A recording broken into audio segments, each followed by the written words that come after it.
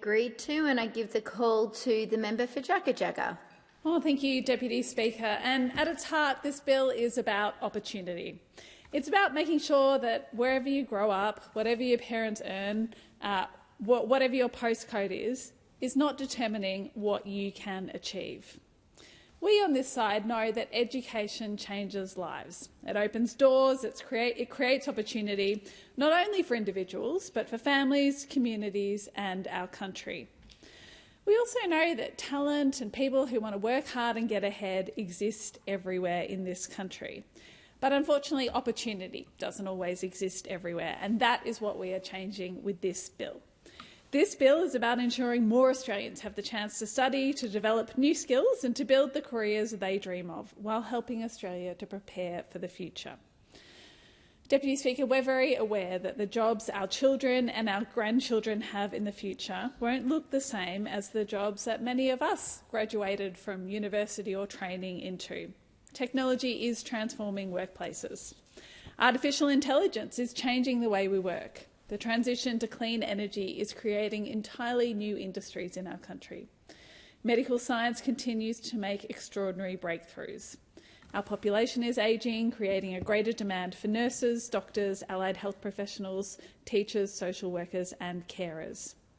I do believe that these changes bring enormous opportunity, but they also require us to think differently about education. And the Australian Universities Accord that our government set up recognised that challenge that is in front of us. It's provided us with a blueprint for Australia's higher education system over the coming decades. It tells us that by 2050, around 80% of Australians will need a university degree, diploma or certificate to meet the demands of our future workforce.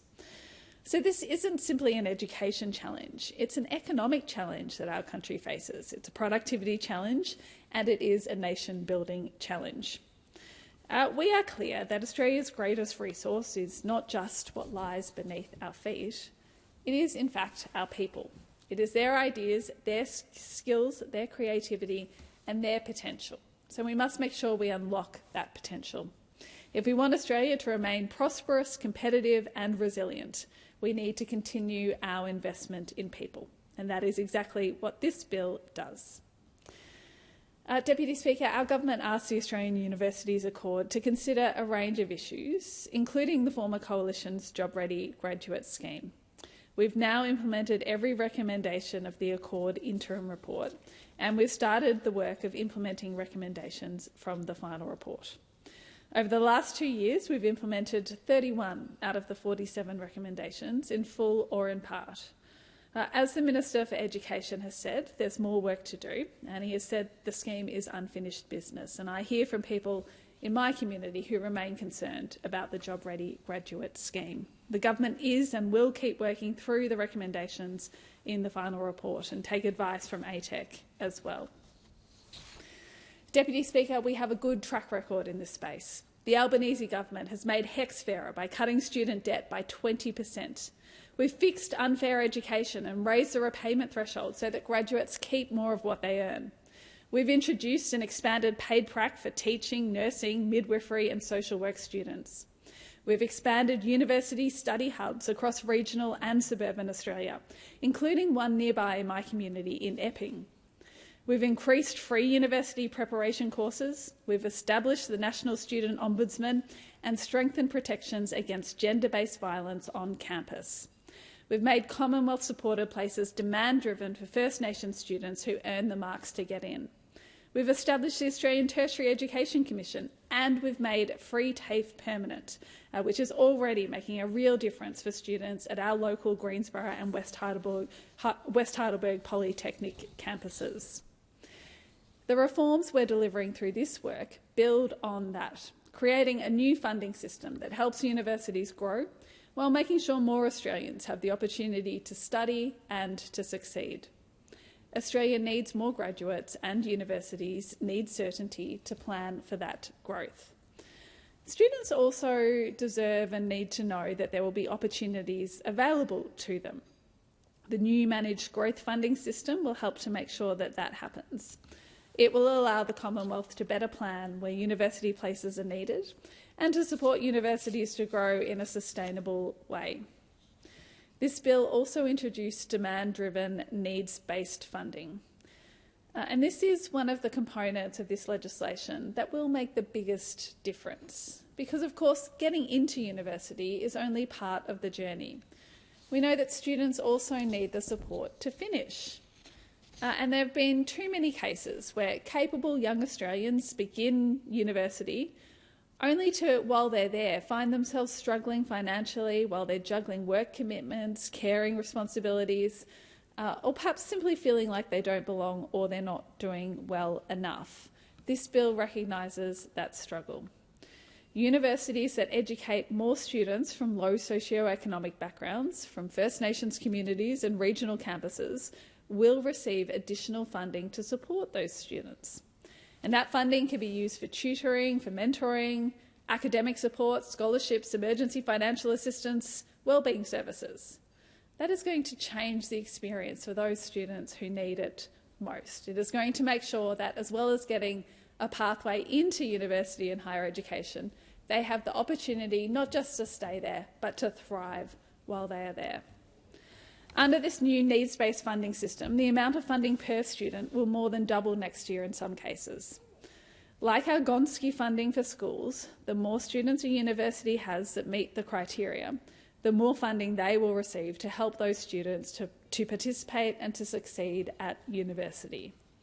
Deputy Speaker, that's what fairness looks like. That's what helping Australians to get ahead looks like. It is what Labor governments have always believed in and how we deliver, not just for Australians today, but for the future of those to come and for our country as we build for the future.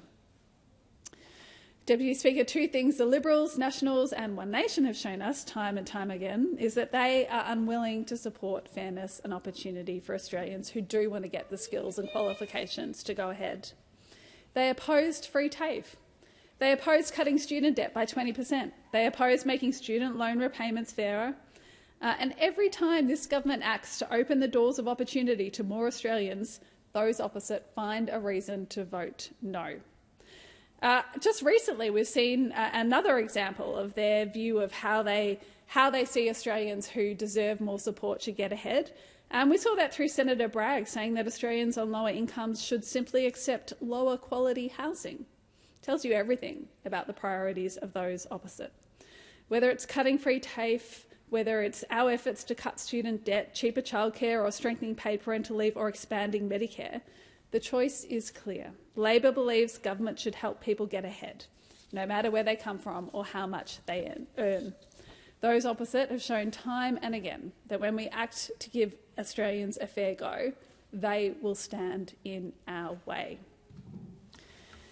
Deputy Speaker, in Jagajaga, we're fortunate to have a fantastic local university, La Trobe University, which supports our community. And for generations, La Trobe has opened doors for students from Melbourne's northeast and from well beyond. It supports graduates who go on to strengthen not just our community, but those right across the nation. And I know that La Trobe has, for a very long time, had a reputation of supporting students who do come from diverse backgrounds, who do come from a diverse range of socioeconomic backgrounds. We're seeing incredible work happening through the biomedical precinct, where research, education and healthcare are coming together to improve lives. We see exciting investment in emerging technologies, including quantum research at La Trobe, helping to prepare Australia for the industries of tomorrow. And I'm confident that the students studying there today will become tomorrow's innovators, our teachers, our engineers, psychologists, researchers, our climate scientists and our business leaders. I'm pleased that many of them come from suburbs across Jagajaga, from West Heidelberg, Belfield, Macleod, Watsonia, Greensborough, Montmorency and Eltham. Some of them are the first in their family to attend university, and we want that to continue to be the case. We want to see that build. We do know that at the moment, a young person from a low-income family is still far less likely to attend university than someone from a wealthier background. We know that students from regional Australia continue to face additional barriers. We know that many First Nations students face challenges that others simply don't. And none of that reflects a lack of ability. It reflects unequal opportunity. This bill is our government assuring Australians that we can and we will do better. These reforms are expected to support around 230,000 additional commencing domestic university students over the next decade. That's 230,000 more Australians with the opportunity to build a career they love, to contribute to our economy and to building a stronger society for all of us. That's the future teachers, the nurses, the engineers, the researchers, the scientists and the innovators. That's the people who'll be in jobs that we can't even dream of at the moment. But doing this work now, setting our country up so that all Australians get the opportunity, that's what being future ready looks like. It's not just about preparing people for their first job. It's about preparing Australians for the careers that will evolve over decades, giving people the skills to adapt, to continue learning and to embrace change throughout their lives, no matter what their background is. Deputy Speaker, I have this conversation regularly in my community. People look to government to say, are you going to build us a stronger community going forward?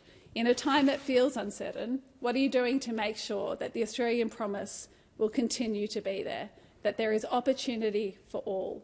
And I assure those people in my community and around the country that that's what this government continues to be focused on making sure that all Australians get that opportunity to get ahead, to get an education, and of course with our further reforms, to get a foot into the housing market. So I'm so pleased that we are delivering this work through this bill and through the Universities Accord, building a tertiary education system that's connected, flexible, focused on the future. Deputy Speaker, Labor has always believed that education is one of the greatest investments any government can make. Our track record is clear and we are not resting on our laurels. We know that every generation benefits because previous generations invest in education. So our responsibility is to leave the next generation with more opportunities that we inherited. This bill backs aspiration. It prepares Australia for the future, no matter what that future may be. I am disappointed, as ever, that those opposite lack that ambition for Australians, lack that ambition for students now and into the future, that they are not backing more opportunities, but instead standing in the way of this progress. Because wherever you grow up, whatever your circumstances are, if you have the talent and the determination to succeed, Australia should back you, and that is what this government is doing with this bill. I commend the bill to the House.